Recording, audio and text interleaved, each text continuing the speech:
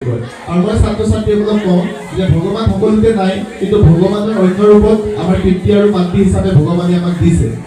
গতিকে আমি যদি জীৱনত কিবা পূজা কৰিব লাগে, জীৱনত যদি কিবা অৰ্চনা কৰিব লাগে, তেতিয়াহ'লে আমি মন্দিৰ মছজিদ যোৱাৰ পৰিৱৰ্তে আমাৰ ঘৰতে থকা পিতৃ মাতৃক যদি আমি সেৱা কৰিব পাৰিছোঁ, পূজা কৰিব পাৰিছোঁ, আৰাধনা কৰিব পাৰিছোঁ, তেতিয়াহ'লে আমি আচলতে ভগৱানক আৰাধনা কৰিছোঁ। সেয়েহে আমি পিতৃ মাতৃক এই সময়ত যদি পূজা কৰিব লাগে, আৰাধনা কৰিব লাগে, তাৰ মানে আমি পিতৃ মাতৃৰ জীৱনৰ সপোনটো পূৰণ কৰি দিলে তেওঁলোকৰ পূজ্য হ'ব, তেওঁলোকক পূজা কৰা হ'ব। গতিকে আমি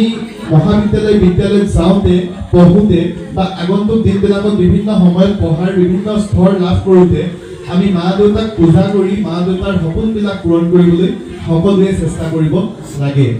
মই আৰু দীঘলীয়া কৰিব বিচৰা নাই, বহু বক্তা আছে আৰু মোৰো যিহেতু মহাবিদ্যালয়ৰ নামভৰ্তি প্ৰক্ৰিয়াটো আজিৰ পৰা আৰম্ভ হৈছে, মই 5 বজাত নামভৰ্তি প্ৰক্ৰিয়া